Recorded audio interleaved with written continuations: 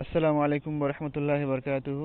এক ভাই প্রশ্ন করেছিলেন যে আহ, ভাই একটু পর্দার ব্যাপারটা বুঝিয়ে বলবেন।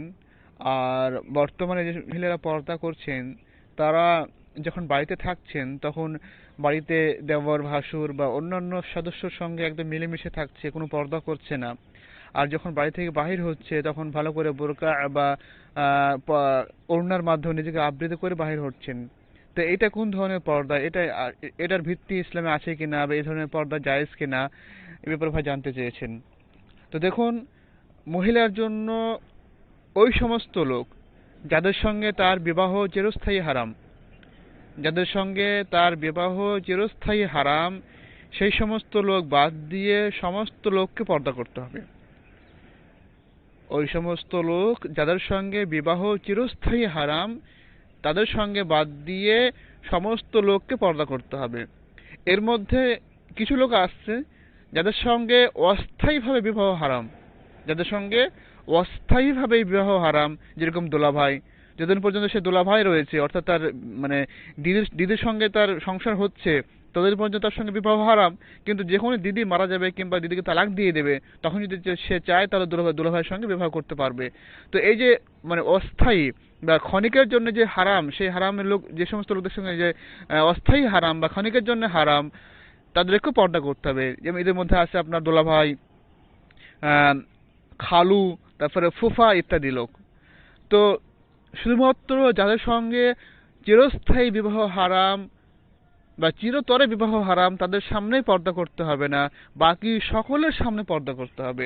যেরকম ভাবে আল্লাহ তাআলা বলেছেন যে ইয়া আইয়ুহান নাবিয়্যু কুল লিআজওয়াজিকা ওয়া বানাতিকা, হে নবী আপনি বলে দিন আপনার স্ত্রীগণকে এবং আপনার কন্যাগণকে, ও নিসাইল মুমিনিনা এবং সমগ্র মুমিন নারীদেরকে, ইউদনিনা আলাইহিন্না মিন জালাবিবিহিন্না, তারা যেন তাদের উপরে ভালো বড় চাদর দিয়ে নিজেদেরকে আবৃত করে নেয়, নিজেদেরকে আবৃত করে নেয়, ভালোভাবে ঢেকে নেয়, নিজেদেরকে পর্দার মধ্যে পর্দা করিয়ে নেয়। যালিকা আদনা আইয়ুরাফনা, এটা এই জন্যে যে এর মাধ্যমে তোমাদের একটা আইডেন্টিফাই হবে, তোমাদের একটা পরিচিতি লাভ হবে, যে এরা সম্ভ্রান্ত ঘরের মহিলা, এরা ভদ্র ঘরের মহিলা। এই আয়তের কত বাস্তবতা বর্তমান জামানাতে আমরা দেখতে পাই। যে আমাদের সমাজে যতই বড় লুচ্চা আর লাফাঙ্গা হোক না কেন, যত বড় উচ্ছৃঙ্খল ছেলে হোক না কেন, যারা সারাদিন মেয়েদের পেছনে টোটো করে ঘুরে বেড়ায়, তারাও কিন্তু বিবাহের সময়তে এই চিন্তাটাই থাকে তাদের যে আমরা কোন একটা ভালো মেয়েকে বিবাহ করব, যে সতী সাবিত্রী, যে কোনো ছেলের সঙ্গে প্রেম করেনি, যে কোনো ছেলেদের সঙ্গে আড্ডা মারেনি, আমরা ওই সমস্ত নারীদেরকে বিবাহ করব। যালিকা আদনা ইউরাফনা, যদি তোমরা এরকম ভাবে পর্দা করতে পারো, নিজেদেরকে আবৃত করে রাখতে পারো, নিজেদেরকে পর্দার মধ্যে রাখতে পারো, তো এর মাধ্যমে তোমাদের একটা আইডেন্টিফাই হবে যে তোমরা হচ্ছে সম্ভ্রান্ত ঘরের মহিলা। এই বাস্তবতা আমরা দেখতে পাচ্ছি আজ বর্তমানে জামানাতে। তারপরে একটা বড় কৌশল আল্লাহ তাআলা বলছেন, যে লজিক একটা বর্ণনা করছেন আল্লাহ তাআলা, যে ফালা ইউযাইনা, এবং এর মাধ্যমে তোমাদেরকে কোনো কষ্ট দেওয়া হবে না, এবং এর মাধ্যমে তোমাদেরকে কোনো কষ্ট দেওয়া হবে না। বাস্তবতা আমরা দেখতে পাচ্ছি বর্তমানে, যে আজ যে বর্তমান মানে পৃথিবীতে একটা বড় সমস্যা হচ্ছে ধর্ষণ বা রেপ। আজ সরকার বিভিন্ন রকম পন্থা অবলম্বন করছে ধর্ষণকে ঠেকানোর জন্য, রেপকে ঠেকানোর জন্য, কিন্তু পারছে না। তো কি করে পারবে? আল্লাহর বিধান চালু করুক, হয়ে যাবে। আল্লাহ তাআলা বলছেন যে ফালা ইউযাইনা, যদি তোমরা এরকম ভাবে পর্দা করতে পারো তাহলে তোমাদের কোনো কষ্ট দেওয়া হবে না। আমরা দেখতে পাচ্ছি বাস্তব জামানাতে যে যে মহিলা পর্দা করে, বোরকা পরে, আপনি কোনোদিন কোনো নিউজে এরকম শুনতেই পাবেন না যে কোনো পর্দানাশীল মহিলাকে রেপ করা হয়েছে। হবেই না, কারণ আল্লাহ তাআলা বলেছেন যে যদি পর্দা করো তাহলে তোমাদের দুটি তোমরা লাভ পাবে। একটা হচ্ছে তোমাদের একটা আইডেন্টিফাই হবে যে তোমরা সম্ভ্রান্ত ঘরের মহিলা, আর দ্বিতীয়টা হচ্ছে যে তোমাদের কোনো কষ্ট দেওয়া হবে না, তোমাদেরকে কেউ টোন কাটবে না, তোমাদেরকে কেউ মানে তোমাদেরকে কেউ তোমাদের উপর কেউ জোরপূর্বক ঝাঁপিয়ে পড়বে না। এটা হচ্ছে পর্দার উপকার, পর্দার কৌশল, পর্দার লজিক। সূরা আহজাব সূরা নম্বর 33 আয়াত নম্বর 59। অন্য তাআলা বলছেন যে কুল লিল মুমিনাতি, হে নবী আপনি সমগ্র মুমিন নারীদেরকে বলে দিন, ইয়াগযুযনা মিন আবসারিহিন্না, তারা যেন তাদের দৃষ্টিকে নত রাখে, তারা যেন তাদের দৃষ্টিকে নত রাখে, ওয়া ইয়াহফাযু ফুরুজাহুন্না, এবং তারা যেন তাদের যৌনাঙ্গকে সংরক্ষণ করে, তারা তাদের যৌনাঙ্গের সংরক্ষণ করে, ওয়ালা ইউবদিনা জিনাতাহুন্না ইল্লা মা যাহারা মিনহা, এবং যেন তারা তাদের সৌন্দর্য প্রদর্শন করিয়ে না বেড়ায়, এবং তারা যেন তাদের সৌন্দর্য প্রদর্শন করিয়ে না বেড়ায়। ওয়ালা ইযরিবনা বিখুমুরিহিন্না আলাইহি আলা জিউবিহিন্না, এবং তারা যেন তাদের বক্ষ দেশে একটা ওড়না দিয়ে আবৃত করে নেয়, একটা চাদর দিয়ে আবৃত করে নেয়, অর্থাৎ তারা যেন পর্দা করে, তারা যেন পর্দা করে। তিনটি কথা হলো, একটা হচ্ছে যে দৃষ্টিকে নত রাখা, যৌনাঙ্গে সংরক্ষণ করা এবং পর্দা করা। তারপরে বলছেন যে ওয়ালা ইউবদিনা জিনাতাহুন্না, এবং তারা যেন তাদের সৌন্দর্য প্রদর্শন না করিয়ে বেড়ায়, তারা যেন তাদের সৌন্দর্য প্রদর্শন না করিয়ে বেড়ায়। হ্যাঁ, এই সমস্ত লোকদের সামনে তারা পর্দা না করতেও পারে, পর্দা না করলেও চলবে। তারা কারা হচ্ছে? ইল্লা লিবুউলাতিহিন্না, তাদের স্বামী, এক নম্বর। আও আবাইহিন্না, দুই নম্বর তাদের বাবাগণ, অর্থাৎ তার বাবা, তার চাচা, মানে আপন চাচা আর কি, এদের সামনে পর্দা না করলেও তার কোনো গুনাহ হবে না। আও আবাই বুউলাতিহিন্না, অথবা তার শ্বশুরের বাবাগণ, অর্থাৎ শ্বশুর বাড়ির লোকেরা আর কি, শ্বশুর, চাচাতো শ্বশুর এরা আর কি। আও আবনাইহিন্না, তাদের সন্তানের সামনে তাদেরকে পর্দা করতে হবে না। আও আবনায়ে বুউলাতিহিন্না, তাদের স্বামীর সন্তান, অর্থাৎ স্বামীর সন্তান বলতে গেলে হতে পারে ওই স্বামীর অন্য জায়গাতে বিবাহ হয়েছিল, তো সেই বিবাহের পক্ষে কোনো সন্তান রয়েছে, তো তাদের সামনে তাদেরকে পর্দা করতে হবে না। আও ইখওয়ানিহিন্না, তাদের ভাইয়ের সামনে তাদেরকে পর্দা করতে হবে না। আও বানি ইখওয়ানিহিন্না, এবং তাদের ভাইপো, অর্থাৎ ভাইয়ের যে সন্তান, ভাইপো, তাদের সামনে পর্দা করতে হবে না। আও বানি আখওয়াতিহিন্না, তাদের বোনের ছেলে, যে বোনপো যেটা, তাদের সামনে পর্দা করতে হবে না। আও নিসাইহিন্না, মেয়েদের সামনে পর্দা করতে হবে না। আও মা মালাকাত আইমানুহুন্না, তাদের যে চাকর, দাস, তাদের সামনে পর্দা করতে হবে না। আবিত্তাবিঈনা গায়রা উলিল আরিবা মিনার রিজালে, অথবা এমন বৃদ্ধ পুরুষ আর কি, যার বিবাহের কোনো ইচ্ছা নেই, বিবাহের সময় পেরিয়ে গেছে, বিবাহ করার কোনো ইচ্ছা নেই, তো ওই সমস্ত হবে না।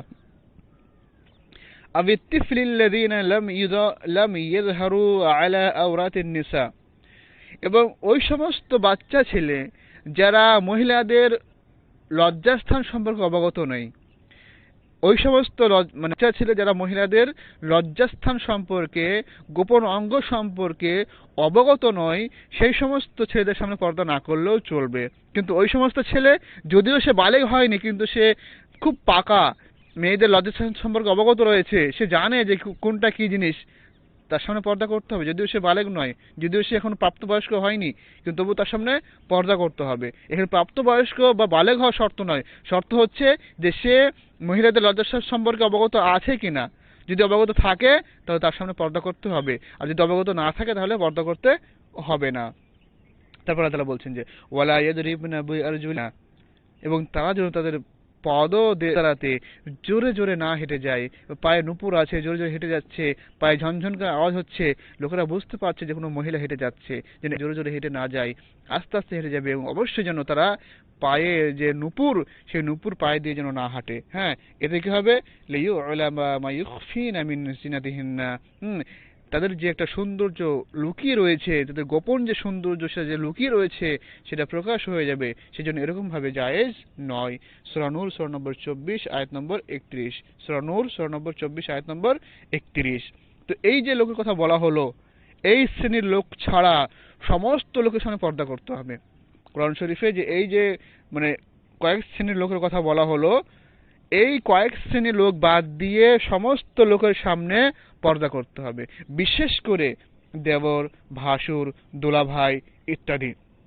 কারণ রাসূলুল্লাহ সাল্লাল্লাহু আলাইহি ওয়াসাল্লাম বিশেষ করে এদের ব্যাপারে এক অত্যন্ত ভয়ঙ্কর বলে তিনি বলেছেন যে একজন সাহাবা রাসূলুল্লাহ সাল্লাল্লাহু আলাইহি ওয়াসাল্লামকে জিজ্ঞাসা করছে, রাসূলুল্লাহ সাল্লাল্লাহু আলাইহি ওয়াসাল্লাম বলছেন যে ইয়্যাকুমুদ-দুখুল আলা নিসা, তোমরা কোনো মহিলার কাছে প্রবেশ করা থেকে বেঁচে থাকো, তোমরা কোনো মহিলার কাছে প্রবেশ করা থেকে বেঁচে থাকো, তোমরা কোনো মহিলার কাছে প্রবেশ করবে না। ফাকাল রাজুলুন মিনাল আনসার ইয়া রাসূলুল্লাহ সাল্লাল্লাহু আলাইহি ওয়াসাল্লাম আফরাআইতা আল হামওয়া, একজন ব্যক্তি আনসার গোত্রের, সে বললেন যে ইয়া রাসূলুল্লাহ সাল্লাল্লাহু আলাইহি ওয়াসাল্লাম, দেবর সম্পর্কে আপনার কি ধারণা? ক্বাল রাসূলুল্লাহ সাল্লাল্লাহু আলাইহি ওয়াসাল্লাম বললেন যে আল হামুল মাউতু, দেবর হচ্ছে মৃত্যু সমতুল্য, দেবর হচ্ছে মৃত্যু সমতুল্য। অর্থাৎ দেবরের সামনে পর্দা না করলে, ভাসুরের সামনে পর্দা না করলে, দুলাভাইয়ের সামনে পর্দা না করলে পাপ কাজে জিতে হওয়া বা পাপ কাজে লিপ্ত হওয়ার সম্ভাবনা 100%। সহিহ বুখারী হাদিস নাম্বার 5232, সহিহ মুসলিম হাদিস নাম্বার 2172, সহিহ তিরমিজি হাদিস নাম্বার 1171। তো এই হাদিসের উপর ভিত্তি করে ইমাম নাওয়াবী রাহিমাহুল্লাহ আলাইহি বলছেন যে উলামারা এই ব্যাপারে ঐক্যমত যে আন্নাল আহমা, দেওর বলতে এখানে যে আহমা হামুন শব্দ ব্যবহার করা হয়েছে, এই শব্দের অর্থ হচ্ছে স্বামীর নিকটবর্তী আত্মীয়রা। স্বামীর নিকটবর্তী আত্মীয়রা, যেমন তার চাচা, তার ভাই, ছোট হোক কিংবা বড় হোক, হ্যাঁ, বা তার ভাইয়ের ছেলে, তার আরো যে সমস্ত স্বামীর যে নিকট, হামুন বলতে তাদেরকে বোঝানো হয়েছে।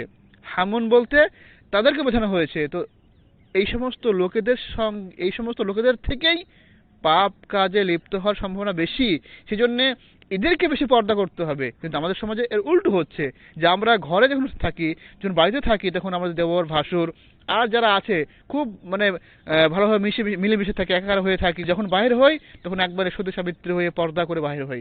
এটা কিন্তু জায়েজ নয়, এটা কিন্তু জায়েজ নয়।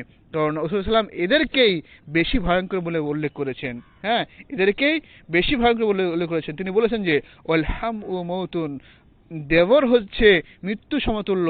এর অর্থ হচ্ছে আন্নাল খাউফু মিনহু আকসারু মিন গায়রিহি, অন্যান্য লোকের চাইতে ভয়ের কারণটা এরাই বেশি। অন্যান্য লোকের চাইতে ভয়ের কারণটা এরাই বেশি, এই জন্য এদেরকে বেশি পর্দা করতে হবে। শারহে মুসলিম ইমাম নবী রাহিমাহুল্লাহ আলাইহি 14 খণ্ডের 154 পৃষ্ঠা।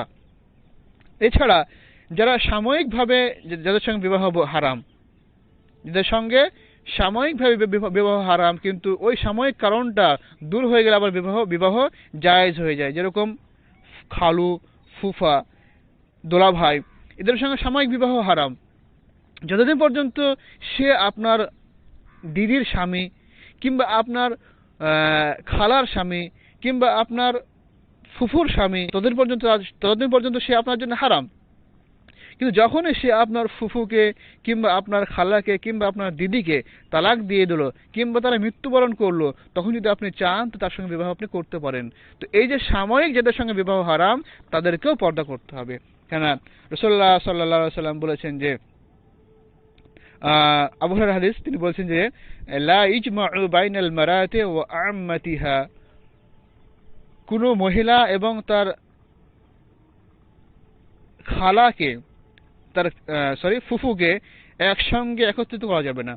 মানে একজন লোকের স্ত্রীর, একজন লোকের অধীনে একজন মহিলা এবং তার ফুফুকে একত্রিত করা যাবে না। অর্থাৎ একই লোকের স্ত্রী মহিলা এবং তার ফুফু হতে পারবে না। ওয়ালা বাইনাল মারআতি ওয়া খালাতিহা, অনুরূপভাবে একজন মহিলা এবং তার খালা একই লোকের অধীন থাকতে পারবে না, একই লোকের স্ত্রী একসঙ্গে হতে পারবে না। তো এই যে হুকুম দিয়েছে যে ফাইন জাউজুল খালাত ওয়া আজনবী, যে একজন মহিলা এবং তার খালার সঙ্গে বিবাহ করাটা, হ্যাঁ, যে এই যে হারামটা, আর এই যে হারামটা করা হয়েছে, এটা হচ্ছে মুআক্কাতাতুন, সাময়িকভাবে, তানতাহি বিমাউতি খালাতিক আও তালাকিহা, যখন আপনার খালা মৃত্যুবরণ করবে বা তাকে তালাক দেওয়া হয়ে যাবে, তখন সেটা সেই সাময়িক যে হারাম ছিল সেটা উঠে যাবে, তখন সে আপনার জন্য বৈধ হয়ে যাবে। হ্যাঁ, অনুরূপভাবে আল্লাহ তাআলা বলছেন যে ওয়া আন তাজমাউ বাইনাল উখতাইন, দুইজন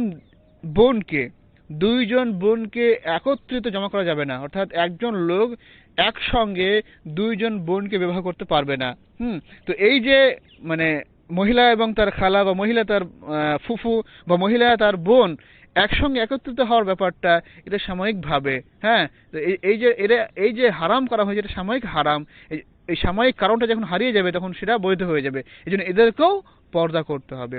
মোট কথা হচ্ছে যে সূরা নূরের যে আয়াতে পাঠ করা হলো, সূরা নূর 94 আয়াত নম্বর 31 যে আয়াতে বর্ণনা করা হলো, ওই আয়াতে যে সমস্ত লোকেদেরকে পর্দা করতে নিষেধ করা হয়েছে, বা যে সমস্ত লোকদের সম্পর্কে বলা হয়েছে যে এদের সামনে পর্দা না করলেও চলবে, ওই সমস্ত লোক বাদ দিয়ে সমস্ত লোককে পর্দা করতে হবে। সেটা দেওর হোক, ভাসুর হোক, দুলাভাই হোক, খালু হোক, অন্যান্য অপরিচিত ব্যক্তি, সকলকে পর্দা করতে হবে।